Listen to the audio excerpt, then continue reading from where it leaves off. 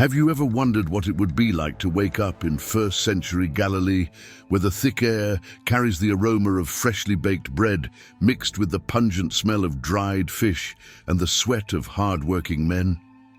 Imagine walking the narrow streets of Capernaum, where Jesus' future disciples struggled daily, not just for sustenance, but for meaning in a land suffocated by Roman oppression. Their calloused hands and sun-scarred faces tell stories similar to our own searches for purpose, in a world full of pressures and uncertainty. What few realize is that recent archaeological excavations in the Sea of Galilee region have uncovered fishing tools with familiar inscriptions in Aramaic, names that would later become immortalized in the Gospels. A discovery that suggests that Peter and Andrew were not just anonymous fishermen, but part of a well-established and respected fishing cooperative in their community. The lives of these men before their radical calling were far more complex and structured than the brief mentions in Scripture would have us believe. When we examine how these men navigated the struggle between strict Jewish religious expectations and the demands of Roman rule, we find startling parallels to our own struggles between tradition and survival. The decision to abandon nets, tax, tables, and settled lives takes on a whole new dimension when we understand the true social and economic cost of this abandonment in the context of ancient Palestine. In the next few minutes, you will not only learn about the past, but you will discover a new perspective on your own spiritual journey. The choices the disciples made before they even met Jesus reveal a path of divine preparation that can illuminate your own steps today. Prepare to see beyond the veil of time and find your own story reflected in the dusty roads of Galilee. Shocking truth about the disciples' professions that Scripture only hint at what did it really mean to be a fisherman in first-century Galilee. We forget that Peter, Andrew, James, and John were not just men with fishing rods sitting peacefully by the lake. Modern archaeology has revealed that fishing on the Sea of Galilee was a sophisticated and highly regulated industry, controlled by influential families and subject to heavy Roman taxes. Recent excavations at Magdala have uncovered a port complex with salting tanks, processing workshops, and evidence of an extensive trading network that stretched all the way to the Mediterranean. These so-called simple fishermen were in fact part of a large-scale commercial enterprise, operating vessels that cost the equivalent of a full year's wages and employing crews of 8 to 10 men. Even more surprising is what tax records found on papyrus fragments reveal Galilean fishermen paid up to 40% of their catch in duties and taxes. This explains why the texts mention that the sons of Zebedee had employees. They were not marginal workers, but managers of a significant family business. And what of Matthew, the tax collector? Historical records show that these tax collectors were not mere officials, but businessmen who bought concessions from the Roman government at exorbitant prices and then had to extort even greater sums from the population in order to make a profit. Recently translated manuscripts suggest that many tax collectors maintained a network of informants and subordinate collectors, indicating that Matthew likely ran his own corrupt business operation. Jesus' call to leave all takes on a whole new dimension when we understand that these men were not just leaving a job, but giving up lucrative businesses, positions of relative social prestige, and, in the case of the fishermen, family inheritances that had been built up over generations. This knowledge transforms our understanding of Jesus' later parables about the hidden treasure and the pearl of great price, for his early followers knew exactly what it meant to sell everything in order to obtain something infinitely more valuable. Their decision was not just a spiritual impulse, but a calculated economic and social choice with profound consequences. What about you? What profitable business in your life might be hindering your divine calling? What would it take to give up in order to pursue a greater purpose? The disciples show us that the true cost of discipleship begins long before The calling, it is revealed in the willingness to acknowledge that even our most precious accomplishments can be obstacles on the path to spiritual transformation. Walk in the sandals of a first-century Galilean fisherman, the forgotten everyday.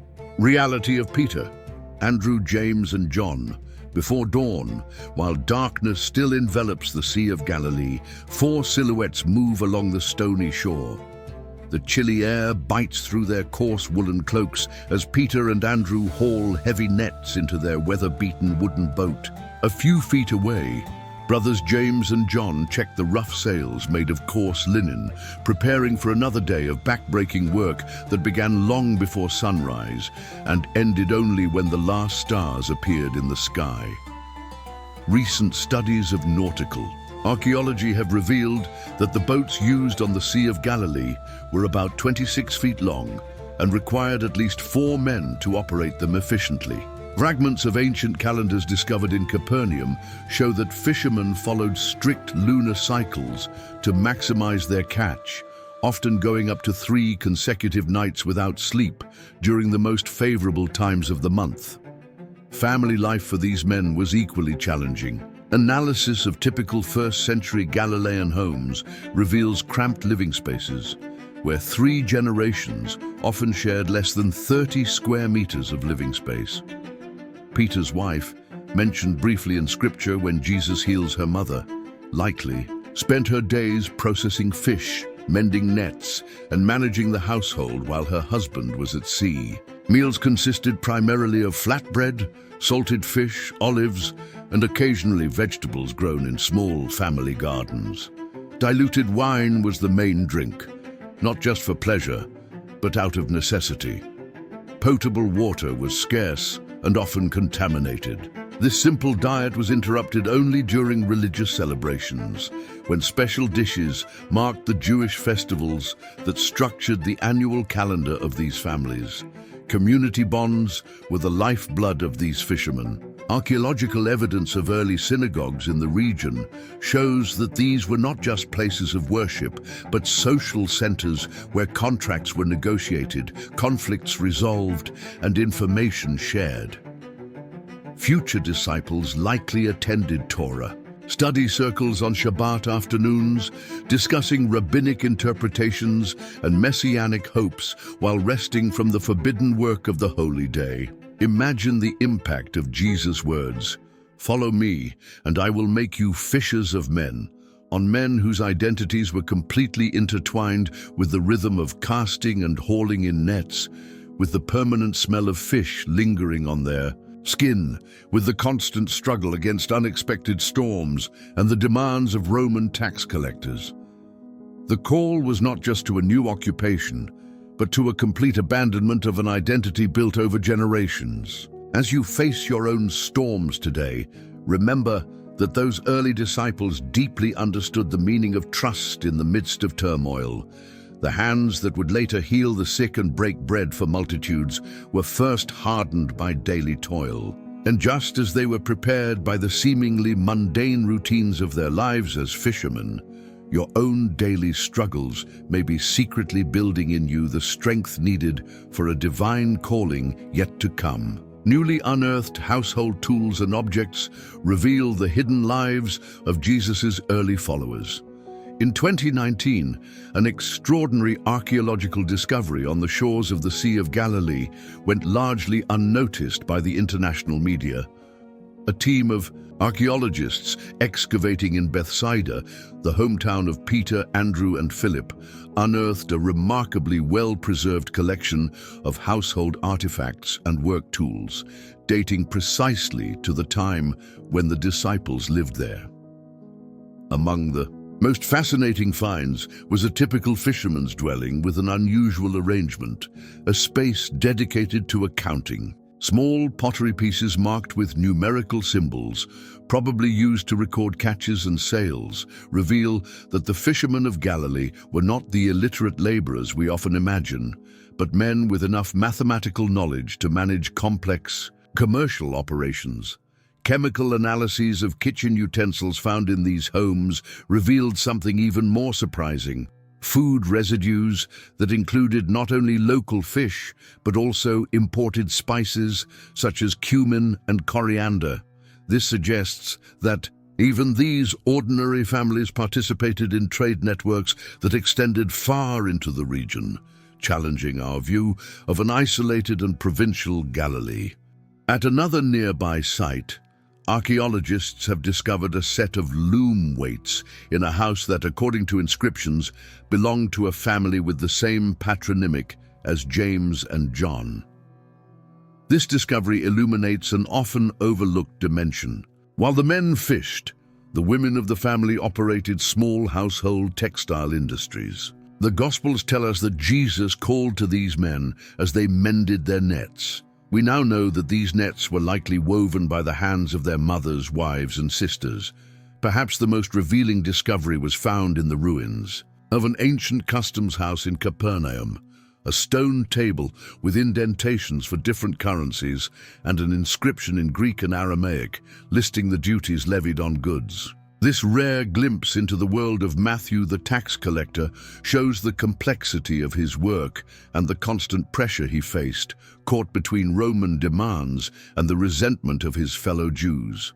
Small personal objects also tell powerful stories. Amulets with protective inscriptions, oil lamps decorated with syncretic religious symbols, and fragments of scrolls, suggesting that even in these modest homes there was some level of scriptural study. A clay seal found in a fisherman's house bore the impression of a messianic symbol, indicating that hope for the coming of the Messiah was alive in the daily lives of these families long before they encountered Jesus. These discoveries transform our understanding of the call of the disciples. When Jesus invited these men to follow him, they were not spiritual blank slates, but individuals already engaged in an active search for meaning, navigating the complex cultural, economic, and religious currents of their time. The call did not fall on barren ground, but on soil already prepared by years of messianic hope and daily struggle. By contemplating the objects these men touched, a bronze fish hook, an oil lamp, a chalice for ritual wine, we are invited to see our own daily lives differently. What tools do you use every day that could, like fishing nets, transformed into people-catching tools, take on a whole new divine purpose?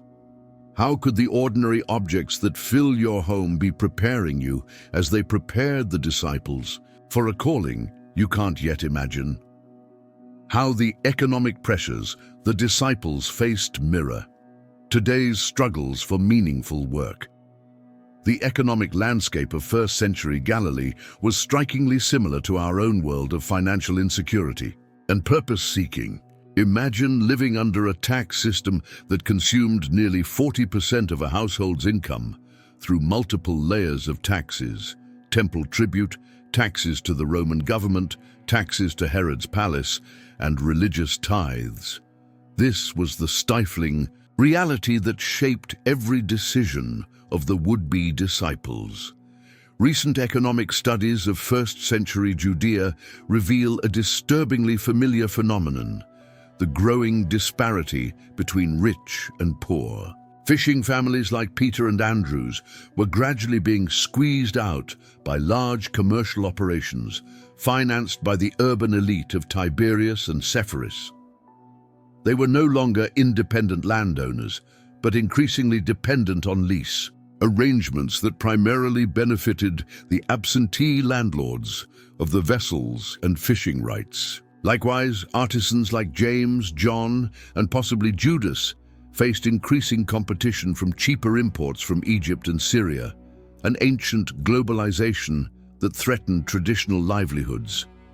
It is no coincidence that Jesus recruited his followers, primarily from these vulnerable professional classes, men who experienced daily economic insecurity and a lack of control over their own labor. Contrast this with our world today, where automation, temporary contracts, and the gig economy have created an entire class of workers who, despite being constantly busy, struggle to find financial stability and deep purpose in their work. The Anxiety you feel when contemplating your professional future has roots as old as the worries that kept Peter awake at night, wondering how to provide for his family when the catches dwindled. What makes this connection even deeper is the common search for meaning amid instability. Scrolls from the Dead Sea region reveal a rise in spiritual movements and alternative communities during times of economic turmoil. People seeking a purpose that transcended worldly pressures. Just as many today abandon corporate careers for jobs that promise greater social impact and personal fulfillment. When Jesus invited his disciples to not worry about what you will eat or what you will wear, he was not promoting financial irresponsibility, but offering a radical alternative to the constant economic anxiety that consumed their lives. He recognized that constant preoccupation with survival had become a form of spiritual captivity, a truth that resonates deeply in our culture of burnout and professional exhaustion.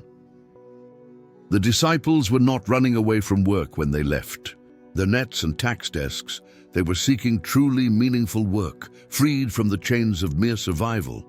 In their call and response, we can find wisdom for our own journey, how to balance the practical needs of modern life with the deeply human yearning for a purpose that transcends the market fluctuations and temporary financial pressures that, just as in the first century, seem to dominate our thoughts and decisions.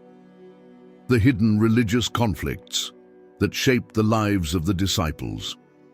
Before they met the Messiah, first-century Judea and Galilee were not regions of religious homogeneity, but rather cauldrons of intense theological disputes and factional rivalries. The future disciples daily navigated a maze of contradictory religious and political demands that profoundly shaped their worldviews long before they heard Jesus speak.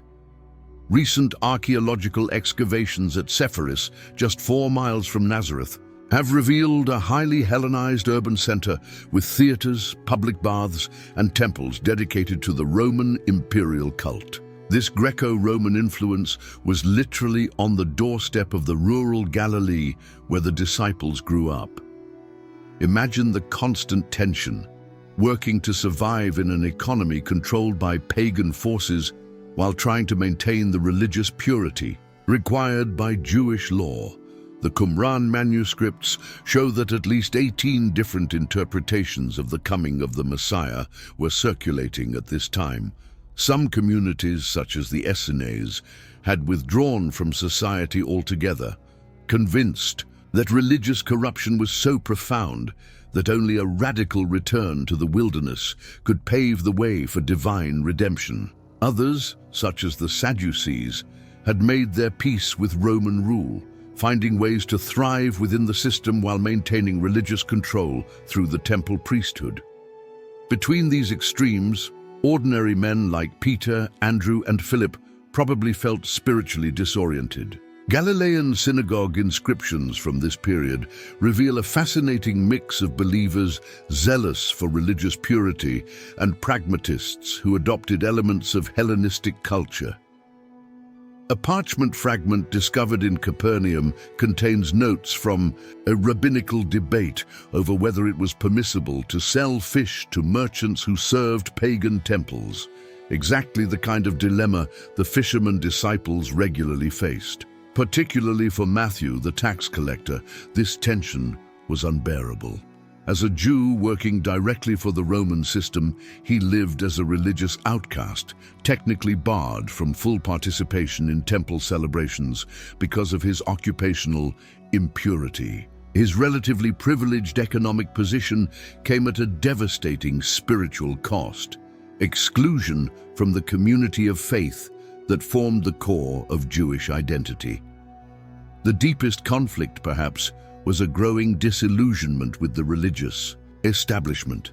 Analysis of graffiti and popular inscriptions from this period shows a widespread sense that religious leaders had become instruments of imperial power rather than guardians of the messianic promise. Many ordinary Galileans felt like spiritual orphans, loyalists to a tradition whose leaders seemed to have abandoned hope of true liberation.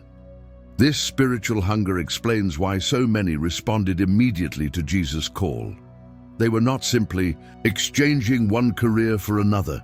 They were finding a resolution to the inner conflict that had defined their lives, the tension between practical survival in a busy world and fidelity to a divine promise that seemed increasingly distant. When you face divisions in your own religious community or feel the conflict between your spiritual convictions and the pragmatic pressures of modern life, you are experiencing the same kind of tension that shaped the hearts of the disciples. Long before they encountered Jesus, your own path of seeking, with all its contradictions and uncomfortable compromises, may be precisely what is preparing you to recognize the truth when it appears before you, just as it did for those early followers on the shores of the Sea of Galilee.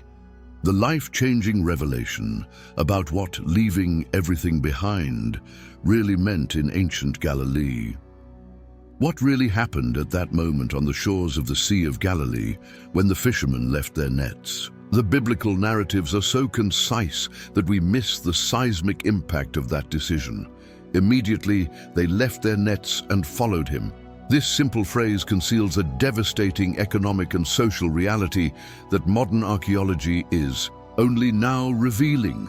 Recent discoveries of family contracts on preserved papyri show that ownership of boats and fishing rights in first-century Galilee was often distributed among several members of the extended family.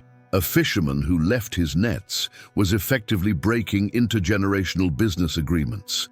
Studies of Jewish inheritance customs from this period indicate that abandoning a family business was tantamount to giving up not only current income, but also future inheritance and security in old age. Even more startling is the social cost these disciples faced.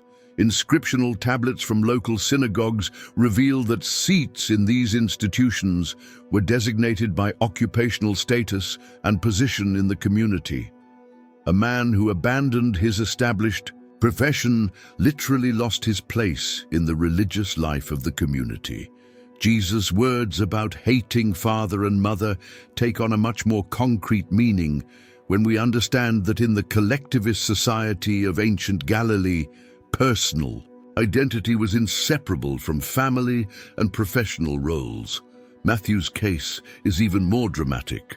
A tax collector who abandoned his post not only lost his income, but potentially faced legal charges from the Roman authorities, who considered his position a binding contract. Roman administrative documents show that those who abandoned official positions without proper authorization could face severe penalties, including the seizure of property to compensate for lost tax revenue. This understanding completely transforms our reading of Jesus' later parables about counting the cost before starting a building or before a king went to war. He wasn't speaking hypothetically, he was addressing men who had personally experienced the devastating reckoning required for authentic discipleship. Most tellingly, recent research on Galilean family structures suggests that many of the disciples likely left behind wives and children when they followed Jesus. The near-complete absence of such families in the gospel narratives does not indicate that they did not exist, but rather reflects the literary conventions of the time, which often omitted details that would be considered obvious to contemporary readers. When Jesus called these men to be fishers of men, he was not simply offering a fancy metaphor based on their former professions. He was redeeming and transforming identities that had been completely dismantled. They didn't just leave behind physical objects like nets and boats.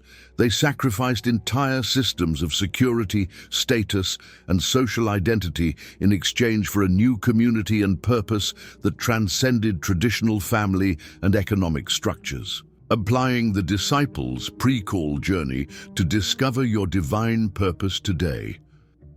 What prepares a person to recognize and respond to a divine calling? Historical and archaeological evidence reveals a surprising pattern in pre-discipleship lives that offers profound wisdom for our own spiritual journey today. First, notice how the disciples were called directly from their vocations, not from places of leisure or recreation. Peter was called while casting nets, Matthew while collecting taxes. Analysis of contemporary fishing techniques shows that this work required undivided attention, precision, and patience, the very qualities that would later be repurposed for ministry. The disciples' daily work was not an obstacle to their divine calling, but the very training ground where they developed the skills that Jesus would later repurpose. What skills are you developing now in your seemingly secular job that might have a hidden divine purpose? How might a fisherman who learns to read the patterns of the water be preparing himself to discern the movements of the Spirit? Second, the historical record indicates that all of the disciples lived in interconnected communities prior to their calling. Peter and Andrew were brothers, as were James and John. Philip and Nathanael were friends. This existing network of relationships became the connective tissue of the early Jesus movement. No one is called to go it alone, a transformative principle for our individualistic age. How might your current relationships be secretly laying the groundwork for a greater purpose? Who are the people in your life that God might be weaving into your future calling? Third, anthropological evidence from the region shows that all of the disciples, regardless of their socio-economic status, shared one crucial characteristic. They lived on the margins of Jewish-Roman society, neither fully accepted by the religious elite nor fully integrated into the imperial system. This liminal position created in them a unique openness to a message that challenged both systems. In what areas of your life do you experience tension or marginalization? How might these same tensions be creating in you a receptivity to truths that the perfectly adapted fail to see? Studying personal artifacts found in Galilean homes reveals another fascinating pattern. The disciples lived in a region of extraordinary cultural diversity, exposed daily to Hellenistic, Roman, Phoenician, and Mesopotamian ideas and influences. This exposure created a unique ability to translate Jesus' Jewish message to multicultural audiences, a crucial preparation for his eventual global mission. In what ways might your own exposure to different cultures, ideas, or experiences be secretly preparing you for a purpose you cannot yet discern? Finally, and perhaps most profoundly, an analysis of popular religious practices in Galilee shows that the disciples came from a region characterized by intense messianic hope, but also by profound disillusionment with established religious institutions. They lived in the tension between fidelity to ancient promises and the recognition that something radically new was needed. Do you recognize this same tension in your spiritual life? This discomfort may be the fertile soil in which an authentic calling can finally blossom. The transformative message in pre-discipleship lives is this: nothing is wasted in the divine economy. Every experience, every skill, every relationship, and every struggle you face today may be secretly weaving the tapestry of your future calling. Just as the calloused hands of fishermen were divinely prepared to later heal the sick, your own present circumstances, with all their limitations and challenges, may be precisely the preparation needed for a purpose that transcends anything you could imagine.